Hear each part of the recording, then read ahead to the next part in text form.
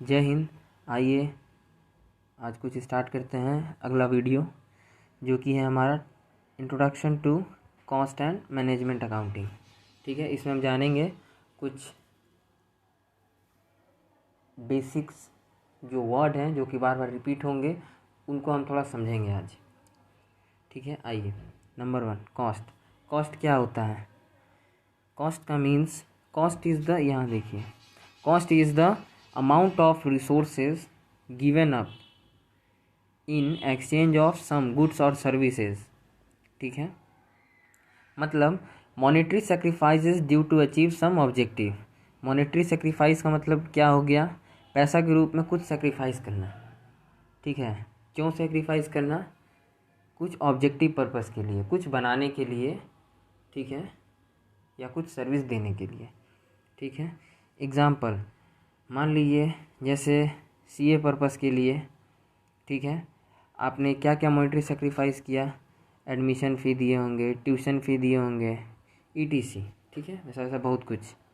ठीक है, और देखिए एक एग्जांपल आपको देते हैं। जैसे मान लीजिए आपके पापा का मैन्युफैक्चरिंग मोबाइल फ़ोन का कंपनी है। ठीक है, ठीक है, मैन्युफैक्चरिंग मोबाइल फ़ोन का कंपनी है आपके पापा का। मॉनेटरी सेक्रीफाइस उनको क्या करना पड़ेगा? मॉनेटरी सेक्रीफाइस करना पड़ेगा रिसोर्सेज को, रिसोर्सेज के लिए। ठीक है, resources in the sense camera खरीदेंगे, ग्लास खरीदेंगे, मदरबोर्ड, मेटल बॉडी, ईटीसी, बहुत कुछ है। ठीक है, ऑब्जेक्टिव क्या होगा हमारा? ऑब्जेक्टिव होगा सर, ऑब्जेक्टिव होगा प्रोडक्शन ऑफ मोबाइल। ठीक है, मोबाइल को प्रोड्यूस करने के लिए। ठीक है, इसीलिए cost is the amount, cost is the amount of resources given up in exchange of some goods और सर्विसेज, ऑब्जेक्टिव को पाने के लिए। ठीक है, कॉस्ट का मतलब क्या हुआ? अब सिंपल आपको बता देते हैं। पैसा के रूप में कुछ सेक्रीफाइस करना, ठीक है, कुछ पाने के लिए, पाना इन द टर्म्स कुछ गुड्स बनाने के लिए। ठीक है, जैसे आपको एग्जांपल दिए फ़ोनवा वाला, फ़ोन में आप जाइएगा तो आपका पापा का मान लीजिए कि फ़ोन बनाने का फैक्ट्री है, तो वो जो रिसोर्सेज और ऑब्जेक्टिव है, रिसोर्सेज कैमरा खरीद रहे हैं, ग्लास खरीद रहे हैं, मेटल बॉडी ला रहे हैं, ठीक है, मदरबोर्ड ला रहे हैं, ये सब चीज़ के लिए, किसके लिए? प्रोडक्शन ऑफ मोबाइल के लिए। ठीक है, तो ये हो गया। अगला पॉइंट देखते हैं, कॉस्टिंग। ठीक है, the technique and process of ascertaining cost. ठीक है, टेक्निक और प्रोसेस, इन दोनों का, टेक्निक एंड प्रोसेस, ठीक है, इन दोनों का यूज़ करके या इन दोनों को फॉलो करके, ठीक है, कॉस्ट का पता करना क्या कहलाता है? कॉस्टिंग। टेक्निक एंड प्रोसेस का यूज़ करके कॉस्ट को एसर्टेन करना, मतलब कॉस्ट का पता करना, कहलाता है कॉस्टिंग। ठीक है, कॉस्ट अकाउंटिंग, अकाउंटिंग से लेकर, ठीक है, कॉस्ट अकाउंटिंग क्या होता है? अकाउंटिंग से लेकर प्रेजेंटेशन तक का सारा प्रोसेस, स्टेप्स, कॉस्ट शीट बनाने तक जो जो चीज़ हम करेंगे उसको कहते हैं कॉस्ट अकाउंटिंग। ठीक है, एक लाइन में सुन लीजिए, खर्चा से लेकर कॉस्ट शीट तक का, कॉस्ट शीट बनाने तक का, सॉरी, कॉस्ट शीट, खर्चा से लेके कॉस्ट शीट बनाने तक का सारा खर्चा, चाहे जितना स्टेप हुआ सबको रिकॉर्ड करना, प्रेजेंटेशन करना। ठीक है, कॉस्ट शीट बनाने तक जो भी प्रोसेस हम करेंगे उस चीज़ को कहते हैं कॉस्ट अकाउंटिंग। ठीक है बबुआ, आइए आगे चलते हैं। देखिए, अब आपको बताते हैं difference between accounting data, cost accounting and accounting. ठीक है, देखिए ये जो है ना, ये क्या है आपके सामने? अकाउंटिंग डाटा है। ठीक है, इस डाटा को देखिए, इसमें क्या है? जनरली बताया जा रहा है सेल्स है 5 लाख का, कॉस्ट है 4 लाख का, प्रॉफिट है 1 लाख का। ठीक है, profit on, percentage of profit on sales कितना है? 20%। ठीक है, इतना चीज़ को देख के समझ रहे हैं? इससे बताइए आप देख के क्या क्या स्टेप आप ले सकते हैं। ठीक है। तो सर हम इससे यही स्टेप ले सकते हैं, सही डिसीजंस लेने के लिए इनसफिशिएंट डेटा है अकाउंटिंग डाटा। ठीक है, अकाउंटिंग डाटा क्या होता है, सही डिसीजन लेने के लिए इनसफिशिएंट होता है। ठीक है, चलिए और आपको एक एग्जांपल दिखाते हैं।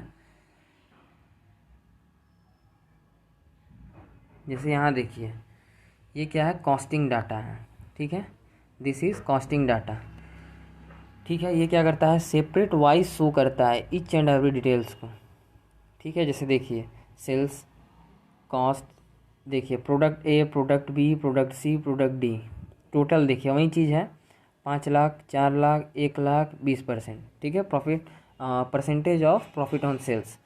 लेकिन ये चीज़ देखिए, इसको देख के आपको क्या लग रहा है कुछ बता सकते हैं इससे? जैसे आप कह सकते हैं कि प्रोडक्ट डी, ठीक है, मोर सेल्स दिस प्रोडक्ट, इस प्रोडक्ट को सर ज़्यादा बेचिए। क्यों बेचें? क्योंकि इसमें सर प्रॉफिट ज़्यादा है। ठीक है, सर प्रोडक्ट सी को भी बेचिए क्योंकि इसका भी प्रॉफिट रेशियो जो है, प्रॉफिट परसेंटेज जो है सर दोनों का ज़्यादा है। ठीक है, आप कहेंगे कि सर इसको मत बेचिए क्योंकि इसमें कुछ प्रॉफिट ही नहीं है, इसलिए इसको बंद कीजिए। इसको क्या कीजिए, ये भी सर लॉस में चल रहा है। ठीक है, इसको भी सर आप बंद कीजिए। ठीक है, एक और इसमें कॉन्सेप्ट होता है ऑप्टिमम यूटिलाइजेशन, मतलब प्रोडक्ट ए को बनाने में जो रिसोर्सेज लग रहा है, ठीक है, प्रोडक्ट डी का प्रोडक्शन में लगा दीजिए। ठीक है, ताकि यहाँ तो हम लॉस में चल रहे थे, ये प्रॉफिट में चल रहा है, तो इसका जो रिसोर्सेज है इस वाले का, प्रोडक्ट ए का, उसको डाल देंगे प्रोडक्ट डी में। ठीक है, डी को बनाने में। तो ये चीज़ हो गया। तो बाय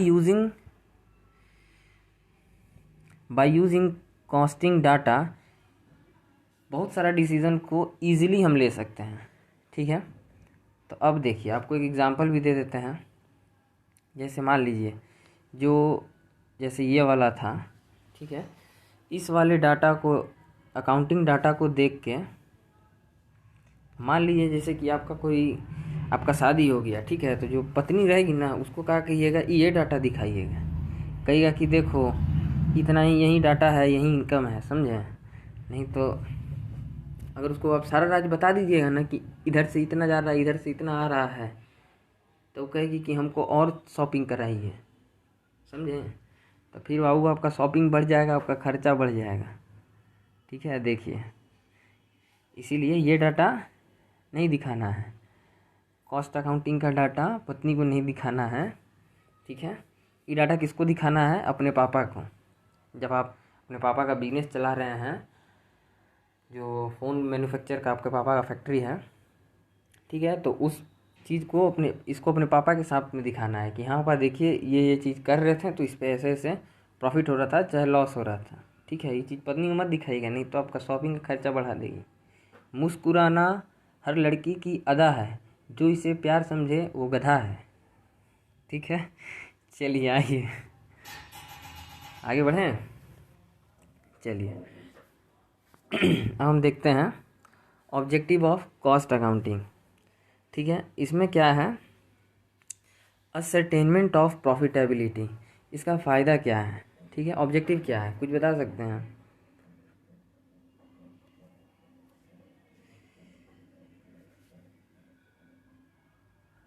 इससे हम इजीली, जैसे देखिए सेलिंग प्राइस को डिटरमाइन कर सकते हैं। ठीक है, फॉर्मूला क्या है, ये देखिए, कॉस्ट प्लस सेल। ठीक है,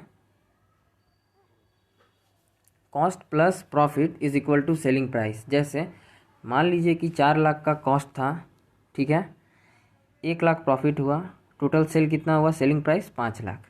ठीक है, तो इससे हम क्या कर सकते हैं, सेलिंग प्राइस को कैलकुलेट कर सकते हैं कि हाँ सेलिंग प्राइस कितना हुआ। ठीक है, और एक चीज़ कर सकते हैं, प्रॉफिट निकाल सकते हैं। जैसे देखिए 5 लाख का सेल हुआ, कॉस्ट लगाए थे 4 लाख, प्रॉफिट निकल गया 1 लाख। ठीक है, तो एसरटेनमेंट ऑफ प्रॉफिटेबिलिटी। ठीक है, और नंबर 1 देखिए ऊपर, ascertainment of cost of each unit. Job, operation, process, department और सर्विसेज। ठीक है, इसके थ्रू देखिए हम क्या कर सकते हैं, हर प्रोडक्ट का सेपरेटली ईच यूनिट का कॉस्ट कैलकुलेट कर सकते हैं। जब पापा पूछेंगे तो आप बता सकते हैं कि हाँ पापा ऐसे हुआ, ये इस चीज़ पे इतना यूनिट लग रहा है। ठीक है, जो भी चार्ज हो रहा है, जो भी कॉस्ट लग रहा है, उसको हम एक एक यूनिट के हिसाब से कैलकुलेट करके अपने पापा को बता सकते हैं और अपने पापा का बिजनेस को आप बढ़ा सकते हैं। ठीक है, तो देखिए और चीज़ चलते हैं, कॉस्ट कंट्रोल। ठीक है, कॉस्ट कंट्रोल क्या होता है, कॉस्ट कंट्रोल क्वालिटी अफेक्ट या ख़राब हो सकता है। ठीक है, बट कॉस्ट रिडक्शन में, ठीक है, it is real and permanent reduction in cost without affecting quality and utility of goods. ठीक है, इसमें ख़राब अगर हुआ, क्वालिटी अफेक्ट नहीं होना चाहिए। ठीक है, और इसमें अगर अफेक्ट होगा चलेगा, कोई दिक्कत नहीं है। ठीक है, यही दोनों में अंतर है। और देखिए अब कॉस्ट कंट्रोल करने के लिए हमें क्या क्या करना चाहिए, सेट स्टैंडर्ड, पहले स्टैंडर्ड सेट करें। ठीक है, जैसे मान लीजिए 100 रुपया का स्टैंडर्ड सेट कर दिए, सोचे थे 100 रुपया मटेरियल का कॉस्ट।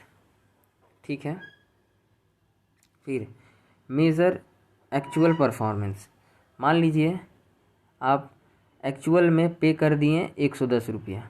ठीक है, सोचे थे 100 में मटेरियल का कॉस्ट, बट जब गए लेने के लिए तो 110 रुपया पे कर दिए। फिर क्या कीजिए, कंपेयर स्टैंडर्ड विथ एक्चुअल। ठीक है, तो जब आप इसको कंपेयर करेंगे, 100 हम सेट एक स्टैंडर्ड सेट किए थे बट एक्चुअल में 110 दे के आ गए, इसका मतलब 10 रुपये ज़्यादा दे दिए।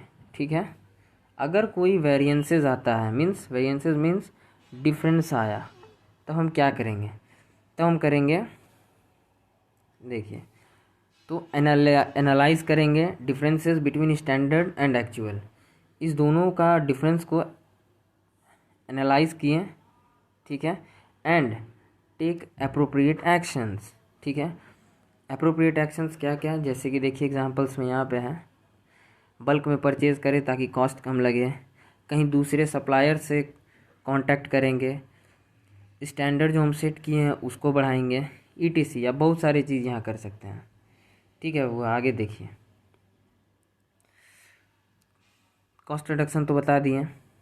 ठीक है,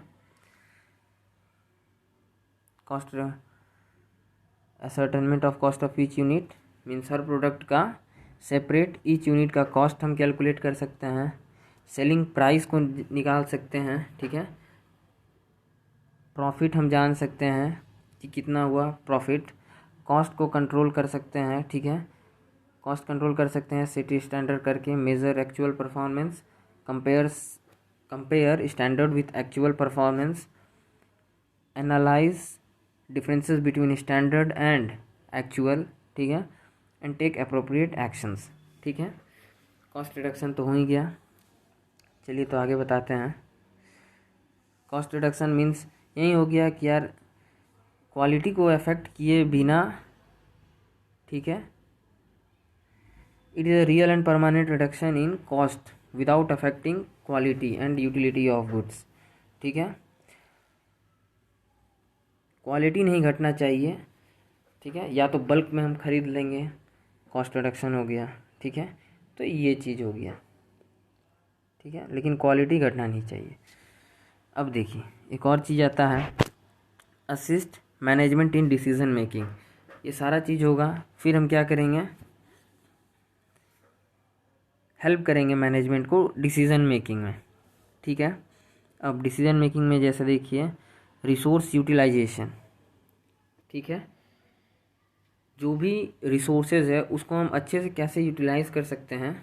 ठीक है, जो भी हमारे पास रिसोर्सेज है उसको हम अच्छे से कैसे यूटिलाइज कर सकते हैं वो बता सकते हैं, वो बताएंगे।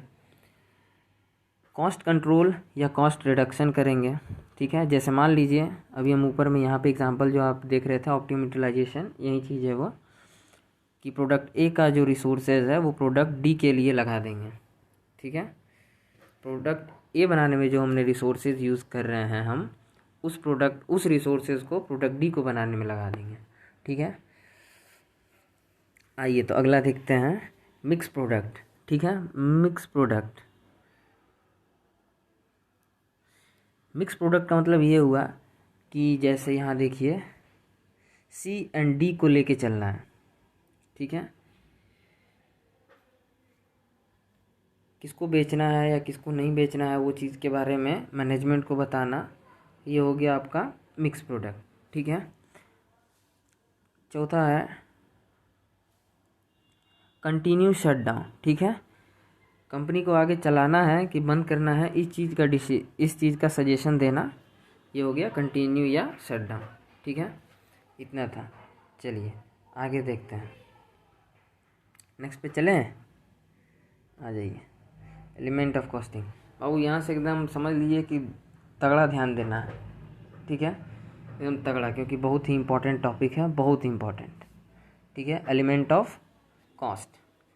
ठीक है, देखिए इसमें बहुत ईजी है। सबसे पहले इस एलिमेंट ऑफ कॉस्ट 3 भाग में डिवाइड होता है, material cost, employ cost, other expenses. ठीक है, 3 पार्ट में डिवाइड हो गया। समझ लीजिए एलिमेंट ऑफ कॉस्ट का 3 बेटा। ठीक है, पहला बेटा मटेरियल कॉस्ट, दूसरा बेटा एम्प्लॉय कॉस्ट, तीसरा बेटा अदर एक्सपेंसेस। मटेरियल कॉस्ट का फिर 2 बेटा। ठीक है, direct material cost, indirect material cost. Employ cost का 2 गो बेटी। ठीक है, direct labour cost, indirect labour cost. ठीक है, और अदर एक्सपेंसेस का एगो बेटा भी एगो बेटी भी, डायरेक्ट एक्सपेंसेस, इनडायरेक्ट एक्सपेंसेस। ठीक है, चलिए तो अब यहीं देखो, अब इसमें 2 चीज़ हो गया, प्राइम कॉस्ट और यहाँ है ओवरहेड्स। ओवरहेड्स का मतलब, ओवरहेड्स में कौन कौन आएगा, indirect material cost, indirect labour cost, indirect expenses. ये तीनों ससुरा जब मिलेगा ना तो ये तीनों आ जाएगा ओवरहेड्स में। ठीक है, indirect material cost, indirect labour cost और इनडायरेक्ट एक्सपेंसेस, ये तीनों ससुरा कहाँ आ जाएगा बबुआ, ओवरहेड्स में आ जाएगा।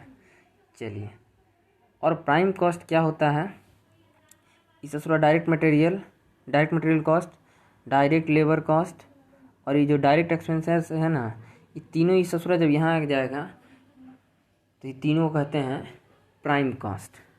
ठीक है, चलिए इसके बाद देखिए ओवरहेड्स का, जब मान लीजिए आपका फैक्ट्री है, ठीक है, उसमें अलग अलग तीनों ये ओवरहेड्स बांटा हुआ है। ठीक है, मतलब डिपार्टमेंट है, प्रोडक्शन डिपार्टमेंट होगा, एडमिनिस्ट्रेशन डिपार्टमेंट होगा, सेलिंग एंड डिस्ट्रीब्यूशन डिपार्टमेंट होगा सिर्फ। ठीक, अब देखिए प्रोडक्शन डिपार्टमेंट, इसको मान लीजिए 3 जगह में डिवाइड कर लीजिए। ठीक है, जहाँ प्रोडक्शन ओवरहेड्स किसको बोलते हैं, जहाँ पर रॉ मटेरियल से फाइनल प्रोडक्ट बनता है। ठीक है, इसको हम मैन्युफैक्चरिंग ओवरहेड्स भी बोलते हैं, फैक्ट्री ओवरहेड्स भी बोलते हैं।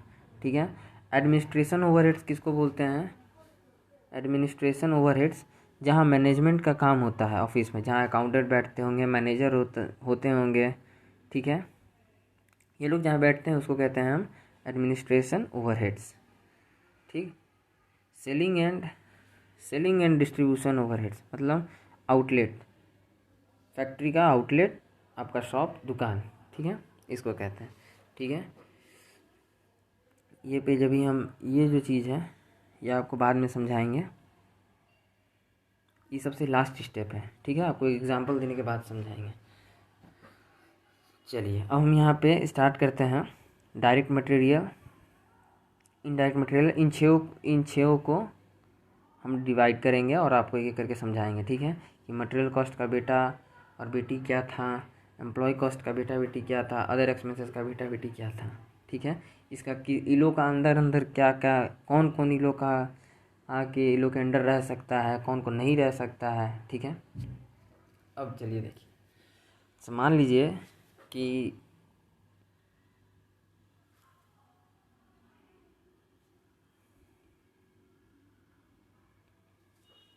आइए मटेरियल कॉस्ट में देखते हैं, material cost.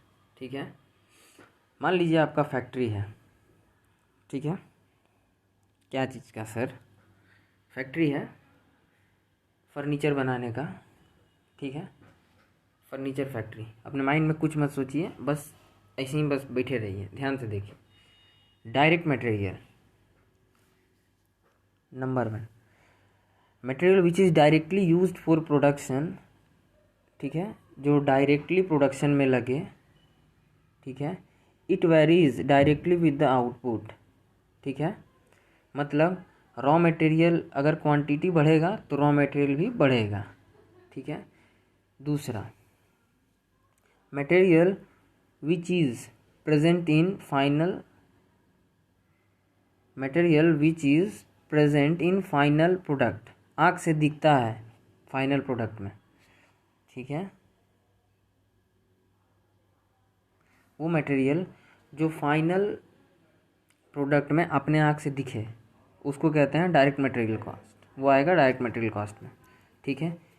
Input output relation can be identified, मतलब जैसे एक फ़ोन बनाना था तो एक कैमरा लग रहा था, एक बैटरी लग रहा था, वैसे ही मान लीजिए कि आपका फर्नीचर का फैक्ट्री है, तो एक फर्नीचर बनाना है तो उसके लिए 4 पौवा लगेगा, ठीक है।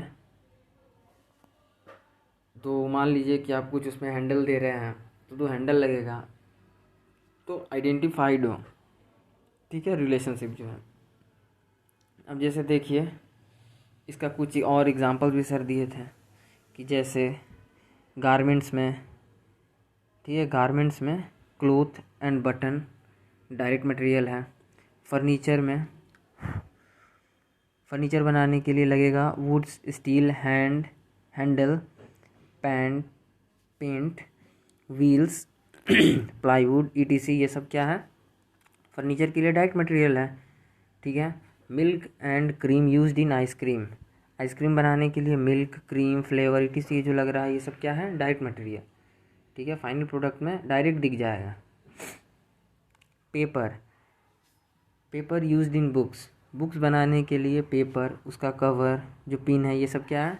डायरेक्ट फाइनल प्रोडक्ट में दिखेगा आँख से, ठीक है, इसलिए ये डायरेक्ट मटेरियल कॉस्ट में आता है। Gold silver used in jewellery, ठीक है। ज्वेलरी में फाइनल प्रोडक्ट में गोल्ड एंड सिल्वर दिखता है, ठीक है। देखिए बिल्डिंग बनाएंगे तो उसके लिए क्या है? सबसे पहले डायरेक्ट मटेरियल हो सकता है हमारे पास ब्रिक्स चाहिए, सीमेंट्स चाहिए, ठीक है।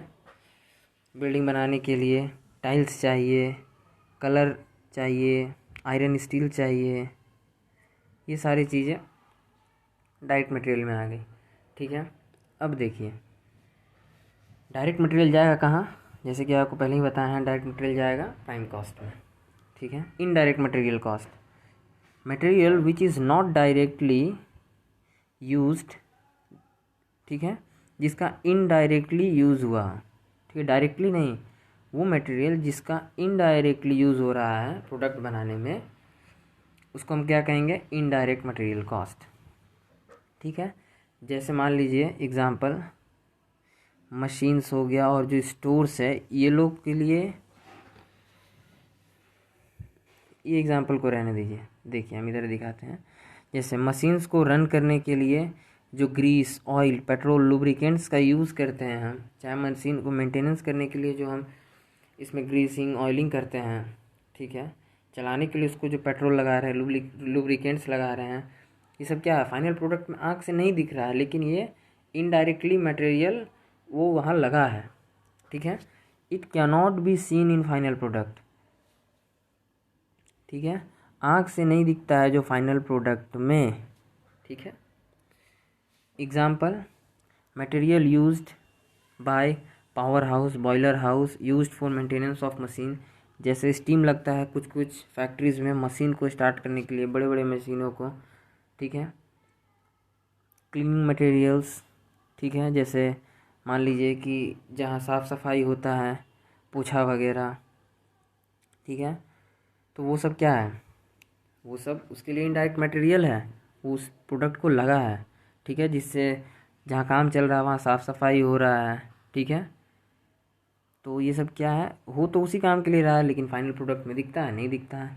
स्टेशनरी आइटम्स हो गया, ठीक है, जैसे कॉलिन वगैरह, ठीक, चाहे कुछ पेपर वगैरह वहाँ यूज़ हो रहा है, ठीक, इस टाइप का कोई भी चीज़ जो फाइनल प्रोडक्ट में नहीं दिखे और उसका यूज़ डायरेक्टली ना हो रहा, जिसका इनडायरेक्टली यूज़ हुआ हो और फाइनल प्रोडक्ट में आँख से ना दिखे, वो है इनडायरेक्ट मटेरियल कॉस्ट, ठीक है। इनडायरेक्ट मटेरियल कहाँ जाएगा? ओवरहेड्स में। Indirect materials parts of overheads, ठीक है। आइए अगला पॉइंट देखते हैं। डायरेक्ट, अगला पॉइंट है लेबर कॉस्ट, ठीक है। इसमें दो चीज़ है, direct labour cost, indirect labour cost. Direct labour cost कहाँ जाता है? प्राइम कॉस्ट में। इनडायरेक्ट लेबर कॉस्ट कहाँ जाता है? ओवरहेड्स में सर। ओके, चलो तो देखते हैं भाई। Labour which is directly involve in conversion of raw material, ठीक है। एम्प्लॉय या लेबर जो फाइनल प्रोडक्ट बनाने में डायरेक्टली इन्वॉल्व है कैसे? डायरेक्टली, वो क्या है? डायरेक्ट लेबर है, ठीक है। Labour which is directly involve in conversion of raw material into final products. Raw material को फाइनल प्रोडक्ट में कन्वर्ट करने के लिए जो डायरेक्टली इन्वॉल्व है एम्प्लॉय या लेबर, उसको कहते हैं डायरेक्ट लेबर कॉस्ट। ये लोग वहाँ आता है, ठीक है। और ये हो गया direct labour work can be seen into final product. उनका काम दिखता है फाइनल प्रोडक्ट में, ठीक है, काम दिखता है आँख से। एग्जाम्पल, कारपेंटर इन फर्नीचर फैक्ट्री, जो लकड़ी का काम करता है वो इंसान, उसका काम दिखेगा फर्नीचर में। अगर वो कुछ जो भी डिज़ाइन वो डाला है वो आप देख के समझ जाएंगे कि हाँ ये कारपेंटर किया है। टेलर इन शर्ट मैन्युफैक्चरिंग, ठीक है, टेलर का काम शर्ट बनाने में जो कटिंग वगैरह है वो आपको देख के आपको पता चल जाएगा कि हाँ ये दर्जी का इसमें कुछ यूटिलाइजेशन रहा है। रॉ मटेरियल से फाइनल प्रोडक्ट बनाने में जो भी वर्कर, ह्यूमन, इंसान या लेबर, वो जो भी इंसान है, ठीक है, वो अगर रॉ मटेरियल से फाइनल प्रोडक्ट बनाने में इन्वॉल्व है उस चीज़ में, तो वो डायरेक्टली इन्वॉल्व है रॉ मटेरियल को कन्वर्ट करने में फाइनल प्रोडक्ट के लिए, तो वो डायरेक्ट लेबर है, ठीक है। अब देखिए, वो इंसान जो प्रोडक्शन में इन्वॉल्व नहीं है, ठीक है, labour which is not directly involve in conversion of raw material into final products, वो क्या है? इनडायरेक्ट लेबर कॉस्ट, वो लोग उसमें आएंगे इस कैटेगरी में, ठीक है। जैसे आप बोलेंगे कैसे सर, हम कैसे यहाँ डिवाइड करें भाई? तो देखिए sir, direct labour work can not be seen into final products, काम नहीं दिखता है फाइनल प्रोडक्ट में, ठीक है। जैसे अब labour in personal department, HR, security guards, accountant, ETC, ये लोग काम दिखता है क्या? नहीं दिखता है। Time keeping department, payroll department, accounting department, repair and maintenance department, store department, power house department, security में payment to security guard, salary to supervisor, wages to cleaner person, repairing करने के लिए जो आते हैं वो लोग को जो हम पैसा देते हैं, ठीक है, वो पैसा तो भाई गया, वो भी कॉस्ट लगा है, बट वो दिखता है क्या? नहीं दिखता, पता ही नहीं है कि हाँ भाई कहाँ कितना क्या लगा हुआ है, ठीक है। तो वो चीज़ कहाँ आ जाता है? इनडायरेक्ट लेबर कॉस्ट में, ठीक है। आगे बढ़ते हैं, एक और छोटा सा चीज़ बता देते हैं नॉलेज पर्पस के लिए, शायद किसी को, मैक्सिमम को पता ही होगा, सबसे वीक बच्चा हम ही हैं, आपको फिर भी बता देते हैं। सैलरी और wages, salary paid on monthly basis पे सैलरी दिया जाता है, और wages paid on daily basis. जैसे मान लीजिए गांव में, चाहे मान लीजिए आपका पापा का फैक्ट्री है, वहाँ आप कुछ मज़दूर का कुछ काम पड़ा था लोडिंग वर्क के लिए, कुछ मान लीजिए खाली करवाना था, तो उस टाइम में आप एक दिन के लिए ट्रक खाली करवाने के लिए जो उसमें जो माल है, गुड्स है, उसको आप उतरवा के स्टोर्स में अपना रखवाएं, तो वहाँ पे जो वर्कर को आप यूज़ किए उसको आप क्या दे दिए? वेजेस दे दिए। बट आपके उसी फैक्ट्री में जो वर्कर मंथली बेसिक पे काम कर रहे हैं, जैसे अकाउंटेंट हो गए, ठीक है, वो लोग क्या हैं? उसको हमें क्या देना पड़ता है, सैलरी देना पड़ता है। ठीक है, तो ये चीज़ आप देख लीजिएगा। जैसे सीए हो गया, अब देखिए आपको और कुछ एग्जांपल्स बता देते हैं। सीए हो गए, आईएएस ऑफिसर, गवर्नमेंट एम्प्लॉयज़, ये सबको क्या देना पड़ता है, सैलरी। और worker who work on daily basis, example, उसको हमें वेजेस देना पड़ता है। ठीक है, चलिए तो आगे नेक्स्ट देखते हैं। एक्सपेंसेस बड़ा ही इंपॉर्टेंट पार्ट है भैया। खाली खर्चा, ज़िंदगी में ब्याह के बाद ससुरा खाली एक्सपेंस है ज़िंदगी में, और कुछ नहीं है। देखिए, डायरेक्ट एक्सपेंसेस कॉस्ट और इनडायरेक्ट एक्सपेंसेस कॉस्ट। ठीक है, ये इसका दो पार्ट है। देखिए, all direct cost other than direct material and direct labour are termed as direct expenses. ठीक है, जो भी कॉस्ट डायरेक्ट मटेरियल और डायरेक्ट लेबर के अलावा है, ठीक है, वो एक्सपेंस वो आ जाएगा कहाँ, डायरेक्ट एक्सपेंसेस में। ठीक है, इट वेरीज, ठीक है, directly with the volume of productions, मतलब क्वांटिटी बढ़ेगा तो बी चार्जेस भी बढ़ेगा। ठीक है, डायरेक्ट रिलेशनशिप है, क्वांटिटी बढ़ेगा चार्ज भी बढ़ेगा। अब देखिए इसका कुछ एग्जांपल आपको बता देते हैं। जैसे मान लीजिए कि अब कोई फ़ोन है, ठीक है, फ़ोन है, उस फ़ोन में आप गूगल का ऐप, कुछ एग्जांपल गूगल ऐप्स कुछ आप चला रहे हैं, तो उसको यूज़ करने के लिए उसके ऑनर को जो पैसा देना पड़ता है, ठीक है, उसको हम कहेंगे royalty based on productions. Her phone में चलाने के लिए उस पर्टिकुलर फ़ोन के लिए हम उसको जो पेमेंट कर रहे हैं ऑनर को, ठीक है, गूगल ऑनर को, वो हो गया हमारा रॉयल्टी बेस्ड ऑन प्रोडक्शन। ये क्या है, डायरेक्ट एक्सपेंसेस है उस चीज़ के लिए। ठीक है, जॉब चार्जेस, किसी और से काम करवा कर लेना। ठीक है, जैसे मान लीजिए कि आपका फर्नीचर का फैक्ट्री था, ठीक है, और आप फर्नीचर को पेंट करवाएं किसी और से, ठीक है, आप बोलेगी भाई इसको पेंट कर दे। ठीक है, तो ये क्या हो गया, डायरेक्ट एक्सपेंसेस हो गया। ठीक है, और इसी में आपको ये भी पॉइंट समझा देते हैं।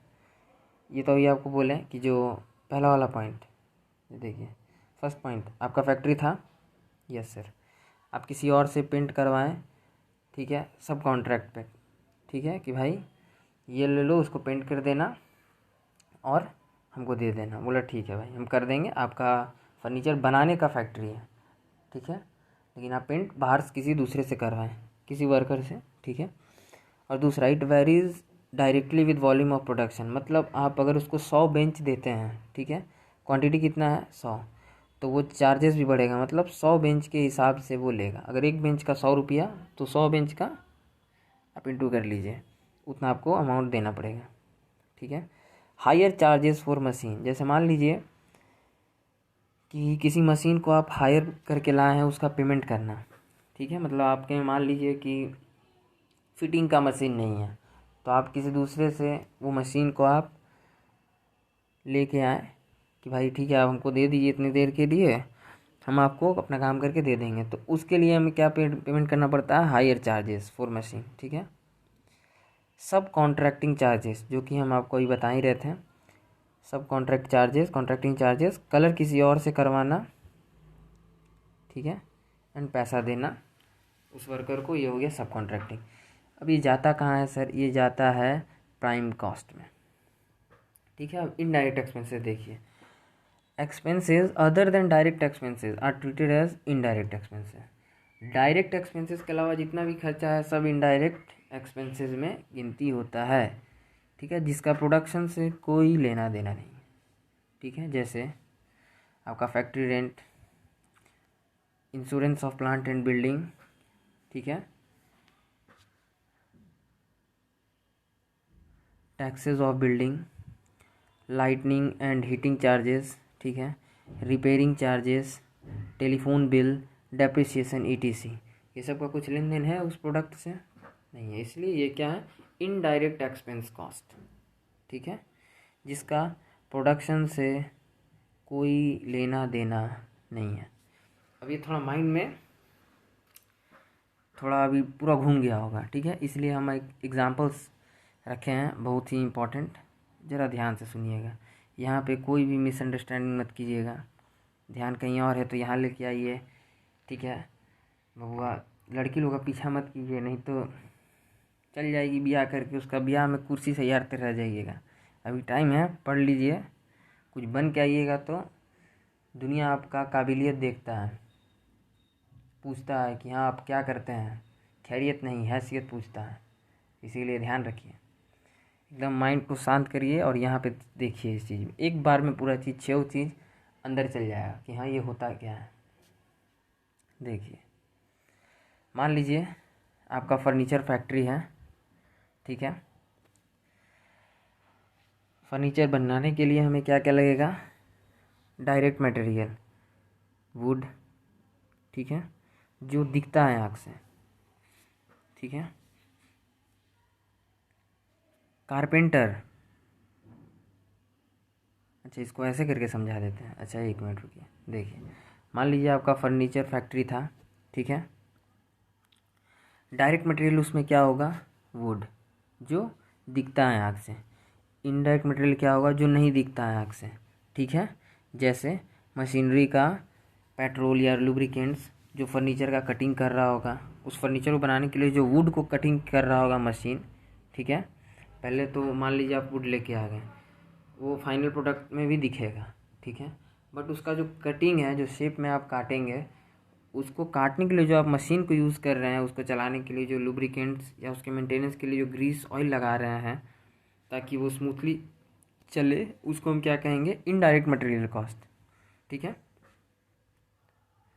डायरेक्ट लेबर कॉस्ट, जिसका काम दिखता है, ठीक है। मतलब कारपेंटर, जो कि कारपेंटर को जो वेजेस दिए हैं, ठीक है। और इनडायरेक्ट लेबर कॉस्ट, जिसका काम नहीं दिखता, ठीक है, जिसका काम नहीं दिखता। फर्नीचर डिज़ाइन का पेमेंट दिए हैं, ठीक है। फर्नीचर डिज़ाइनर को जो पेमेंट हम दिए हैं कि भाई हमको कुछ डिज़ाइन दीजिए, तो जो डिज़ाइन दिया है उस डिज़ाइन का रेट है 300, ठीक है।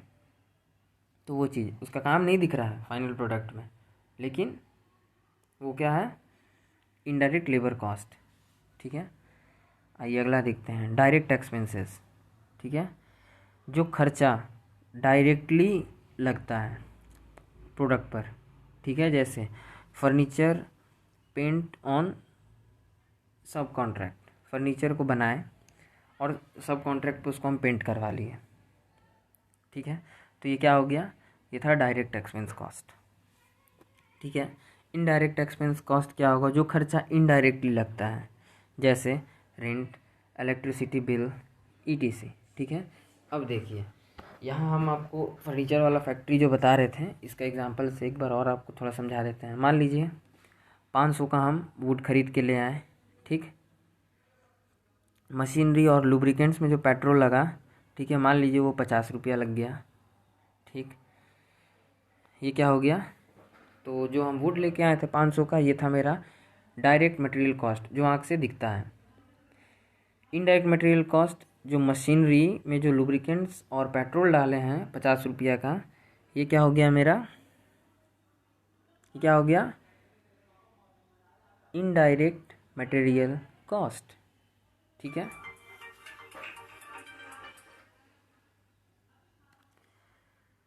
फिर आइए आगे, जो कारपेंटर था, ठीक है, जिसको हम वेजेस दिए उसको बनाने के लिए, वो उसको हम 100 रुपया दिए, वो था मेरा डायरेक्ट लेबर कॉस्ट। बट जो हम फर्नीचर डिज़ाइनर का जो पेमेंट किए 300, ये मेरा क्या था? इनडायरेक्ट लेबर कॉस्ट था। ये भी लगा बट ये दिखा नहीं, दिखा, ठीक है। इसलिए डायरेक्ट लेबर कॉस्ट जो आँख से दिखता है, और direct material cost, indirect material cost जो आँख से नहीं दिखता है, ठीक है, फाइनल प्रोडक्ट में इधर उधर नहीं, फाइनल प्रोडक्ट में। चलिए देखिए, और डायरेक्ट एक्सपेंसेस, जैसे फर्नीचर पेंट करवा लिए सब कॉन्ट्रैक्ट पे 100 रुपया दे के, तो ये क्या था मेरे लिए? डायरेक्ट एक्सपेंस कॉस्ट, ठीक है। इलेक्ट्रिसिटी बिल पेमेंट किए हैं, रेंट दिए, ये सब मेरे लिए क्या था सर? इनडायरेक्ट एक्सपेंस कॉस्ट था। अब देखिए, इसी चीज़ को हम ऊपर नीचे इसलिए लिखे हैं, आप सोच रहे हैं मास्टर वे बकलोल है, ठीक है, कोई बात नहीं, देखिए इसी वजह से लिखे हैं। प्राइम कॉस्ट में क्या क्या आता है और ओवरहेड्स में क्या क्या आता है। ठीक है, प्राइम कॉस्ट के लिए हमें क्या क्या चाहिए, direct material, direct labour, direct expenses. ठीक है, लकड़ी लाएँ उसका खर्चा 500 रुपया, कारपेंटर से काम करवाएं, कटिंग छटिंग करवाएं, ठुकवाएं, ठीक है, उसको दिए 100 रुपया, फर्नीचर पेंट करवा लिए सब कॉन्ट्रैक्ट पे 100 रुपया में, ये क्या था, डायरेक्ट एक्सपेंसेस कॉस्ट। ये तीनों को जोड़ के आया 700, मतलब एक फर्नीचर बनाने में हमको कितना लग रहा है, 700 रुपया। ये मेरा क्या है, प्राइम कॉस्ट। ठीक है, और देखिए ओवरहेड्स क्या है, ओवरहेड्स, ठीक है, ये क्या है, मशीनरी का जो लुब्रिकेंट्स लगा, चाहे पेंट उसमें जो पेट्रोल डालें, ठीक है, ये सब क्या है, इनडायरेक्ट मटेरियल कॉस्ट 50 रुपया। फर्नीचर को, जो फर्नीचर डिज़ाइनर है उसको जो हमने पेमेंट किया वो था 300 रुपया। ठीक है, तो वो क्या था, दोनों को जोड़िए 350 हो गया, ये था हमारा इनडायरेक्ट लेबर कॉस्ट। और फिर रेंट एंड इलेक्ट्रिसिटी बिल जो दिए हैं इसको कहेंगे इनडायरेक्ट एक्सपेंसेस कॉस्ट, जो इनडायरेक्टली उस पर लग रहा है। ठीक है, डायरेक्टली नहीं लग रहा है, इनडायरेक्टली लग रहा है प्रोडक्ट पर। ये था 100 रुपया, तो इसको जोड़ दिए 450। तो इस तरह से हम निकाल लिए प्राइम कॉस्ट 700 और ओवरहेड्स 450। ठीक है, चलिए, थैंक यू, जय हिंद, मिलते हैं अगले वीडियो में।